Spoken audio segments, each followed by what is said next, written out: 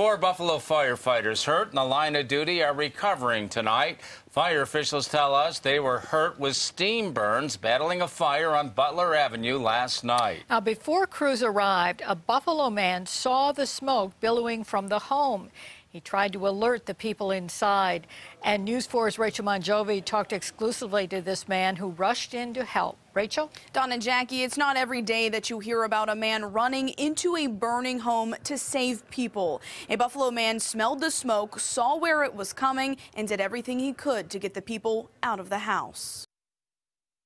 There were 3 people at home on the 2nd floor. They were alerted by a passerby. That passerby was this man, Gregory Garrett. Garrett says he was driving down Butler Avenue last night when he smelled a strong odor of smoke. I stopped and I just looked around. I said, no, something is wrong. You know, there's got to be a fire.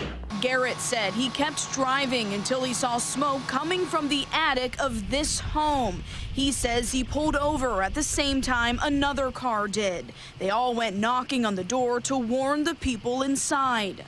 He went onto the porch with his sister, knocking on the window and the door. I went in the back.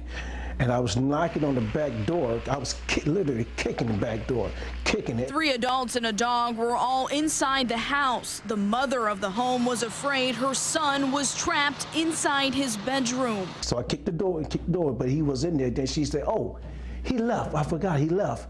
So I said, ma'am, I seen the smoke coming in from where we were. I said, hey, we had to get out of here. Garrett was able to get everyone out of the house just as police and fire crews arrived. By that time, he said flames were shooting out of the house. Garrett didn't know the people who lived in the home, but he says his instincts kicked in to go inside. That's just me. You know, I do it again. I think that the average person, you know, such as myself, would do that.